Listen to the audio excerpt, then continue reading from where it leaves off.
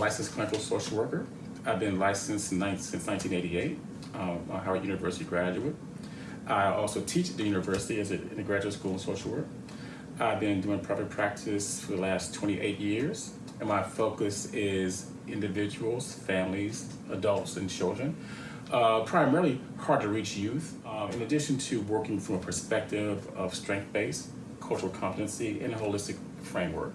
My approaches might be considered solution-focused and cognitive behavioral therapy approaches, as well as a cultural training program I went through called Into Psychotherapy, which is African-centered therapy. I've used that a lot with children in foster care and youth who have been involved in juvenile justice program.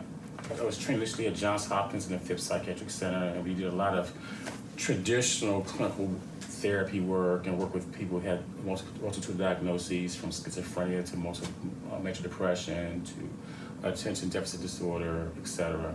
From there, I worked with youth in the juvenile justice system who had charges from drug distribution with intent to distribute, armed robbery, carjackings, those kind of things. This was during the peak of the marijuana crack epidemic in the DC area in the 1980s. And so from there, I got into working with individual therapy and doing individual therapy with couples and adolescents and individuals. And did some work with bariatric patients, weight loss surgical patients. So patients who needed weight loss surgery, we would interview them and do a psychological assessment before surgery, and then ongoing support and counseling to help them maintain their success with weight loss. And we found that very, very important in the weight loss process, because a lot of weight loss or weight gain is related to trauma, unresolved loss and grief.